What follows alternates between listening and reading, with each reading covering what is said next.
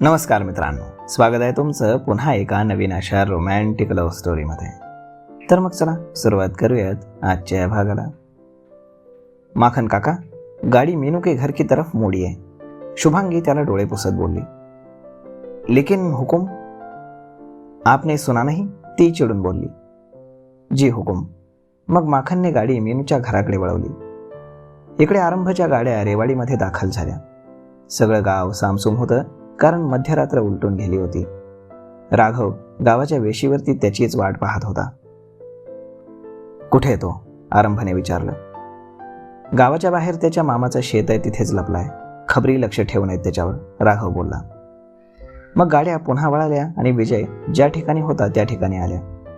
आरंभच्या माणसांनी त्या घराला चारही बाजूने घेरलं आणि आरंभ दारावरती जोरात लाथ मारून दार तोडून आत घुसला. त्या आवाजानं विजयची झोप उडाली आणि तो खडबडून जागा झाला.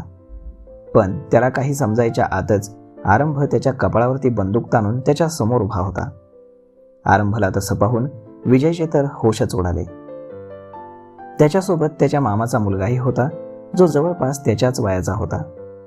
तोही घाबरून त्यांना पाहत होता. आरंभने विजयला कॉलर पकडून उभं केलं आणि फरफटत घराच्या बाहेर आणलं. त्याच्या मामाचा मुलगा त्यांच्या मागे धावला, पण राघवनं त्याला गन दाखवून जागीच थांबवलं. तो घाबरला आणि तिथेच थांबला. राघवने त्याला बाहेरून दार लावून आत बंद केलं आणि तो आरंभच्या जवळ आला. त्याचे हात पाय बांधून त्याच्या तोंडावरती पट्टी बांधून त्याला गाडीत टाकून ते निघून गेले. विजयच्या मामाचा मुलगा खिडकीतून हे सगळं पाहत होता. ते जाताच तो मागच्या दरवाजानं बाहेर आला आणि गावामध्ये पळत सुटला. त्यानं त्याच्या घरच्यांना ही बातमी सांगितली आणि विजयच्या मामानं लगेच रणदीपला फोन केला. रणदीप देखील त्याची माणसं घेऊन लगेच निघाला. आरंभ आणि राघव विजयला घेऊन एका सुनसान गर्द झाडी असलेल्या ठिकाणी आले आणि त्याला त्यांनी गाडीतून बाहेर काढलं. विजय तर आरंभचं ते आकराळ विकराळ रूप पाहून खूपच घाबरला होता. त्याचं सगळं शरीर आता आपलं काय होईल या भीतीनं थरथरत होतं. राघवनं त्याचे हात पाय सोडून तोंडावरची पट्टी काढली आणि विजय थरथरू लागला. माझ्या प्रिन्सेसला मृत्यूच्या स्वाधीन करून तू इथे आरामात राहतोयस? तुला काय वाटलं आरंभ जडेजाला कधी काहीच कळणार नाही? तू असाच लपून राहशील आणि मी सगळं विसरेन? अजिबात नाही. माझ्या प्रिन्सेसला न्याय मिळवून दिल्याशिवाय मला चैन कशी पडेल? इतके दिवस तू स्वतःहून समोर यावं म्हणून मी शांत होतो आणि तू आलास आणि आता मी माझा बदला घेणार. मला माफ कर. मला मारून तुझी बहीण परत येणार आहे का? विजय त्याला हात जोडून घाबरून बोलला. नाही येणार, पण तिच्या आत्म्याला शांती तर मिळेल, आरंभ बोलला. आरंभ, ही घे गन आणि झाड गोळ्या याच्या डोक्यात. उद्या इन्व्हेस्टिगेशन झाले तरी माझं कोणी काही वाकडं करू शकत नाही. राघवने आरंभला त्याची गन दिली. याचं मरण इतकं सोपं नाही भाईसा. याला ती प्रत्येक वेदना द्यायची आहे जी माझ्या प्रिन्सेसला झाली आहे. आरंभ हाताची बोटं मोडत, मान इकडे तिकडे मोडत त्याच्या जवळ येत बोलला. विजयने घाबरून एक एक पाऊल मागे टाकू लागला. आरंभने विजयचे दोन्ही हात आणि दोन्ही पाय आधीच मोडले होते आणि नंतर मग तलवारीनं कापून टाकले. विजय वेदनेनं जोरजोरात ओरडत होता आणि त्याचा आवाज ऐकून आरंभ आणि राघवच्या मनाला शांतता मिळत होती. आरंभने त्याचे सगळे अवयव एक एक करत अतिशय क्रूरपणे वेगळे केले आणि त्याच ठिकाणी त्याची चिता रचून जाळून टाकलं. आता आपल्या प्रिन्सेसला खरी मुक्ती मिळाली. राघव रडत आरंभला मिठी मारून बोलला. तिच्या राखीचं कर्ज फिटलं. आरंभ डोळे बंद करून तिला आठवत बोलला.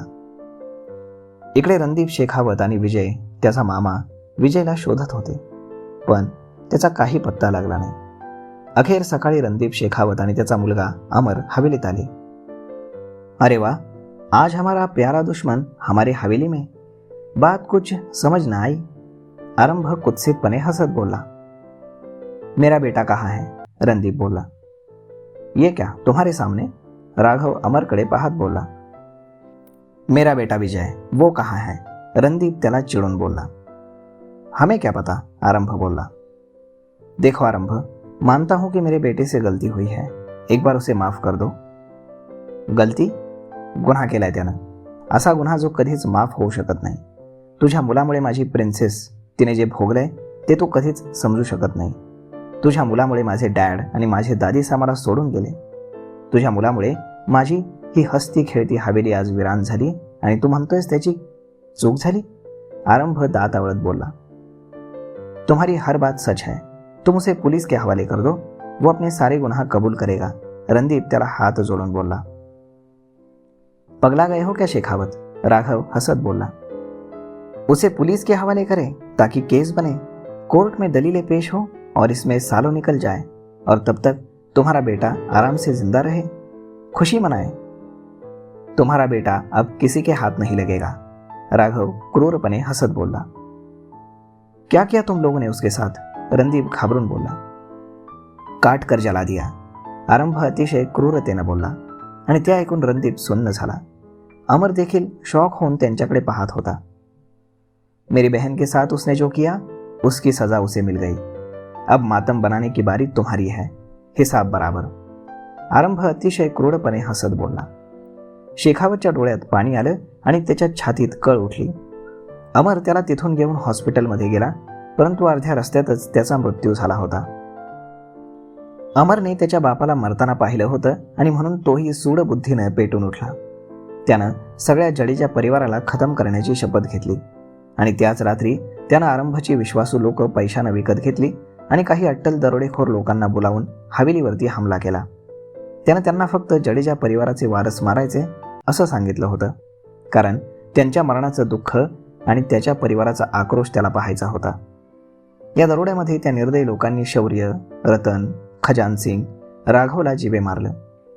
आरंभ देखील खूप जखमी झाला होता, पण त्याचं मरण कदाचित त्या दिवशी नव्हतं.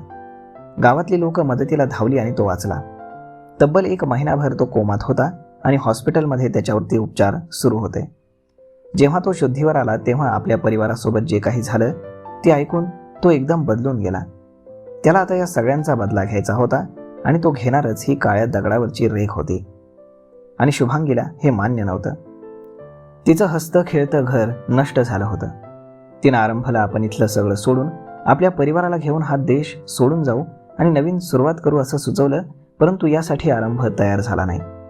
त्यामुळे त्यांच्या सेफ्टीसाठी त्यानं शुभांगी आणि आर्याला स्वतःपासून दूर केलं. आर्याला तिचा बाप कोण होता, तिच्या फॅमिलीबद्दल, त्याच्याबद्दल ती कधीही तिला काही सांगणार नाही असं वचन तिच्याकडनं घेतलं आणि तिला गुपचूप आदित्यसोबत अमेरिकेमध्ये सुरक्षित पाठवलं. तिकडं शुभांगी आर्याला मोठं करत होती आणि इकडे आरंभने त्याच्या दादिसांची जागा घेतली. काही दिवसातच त्या दरोडेखोरांना शोधून त्यांचेही तेच हाल केले जे विजयचे केले होते. यात गावकऱ्यांनी त्याची खूप साथ दिली आणि आरंभने फक्त त्यांच्यासाठी जगण्याचा निर्णय घेतला. ते गाव आता त्याचं कुटुंब होतं. शेखावत परिवाराला गावाबाहेर काढलं.